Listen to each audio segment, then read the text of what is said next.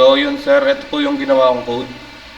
Una, maglalagay tayo ng tatlong double sa activity score, project score, recitation score, tsaka dito sa midterm exam at final grade.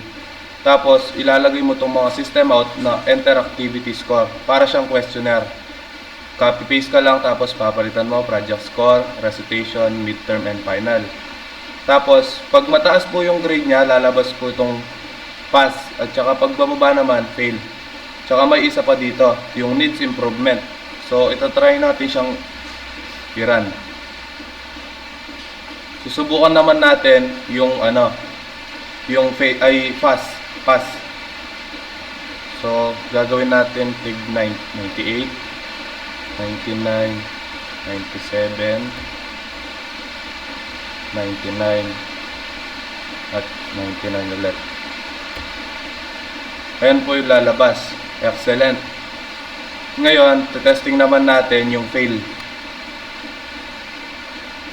Gagawin natin below 60. 58, 55, 55, 54, 53, and 54. So, ayan, lumabas po yung fail. Tsaka, gagawin naman natin ngayon yung needs improvement. So, lalagay natin 60 hanggang 69 lang. Antayin natin siya mag-run.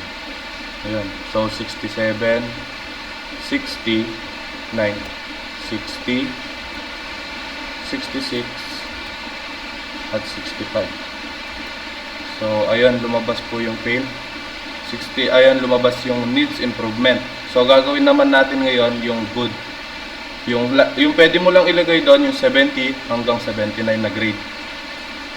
So lalagay natin 72. Dito. 72, 75,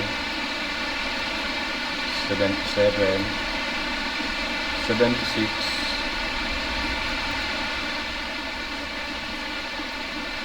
76,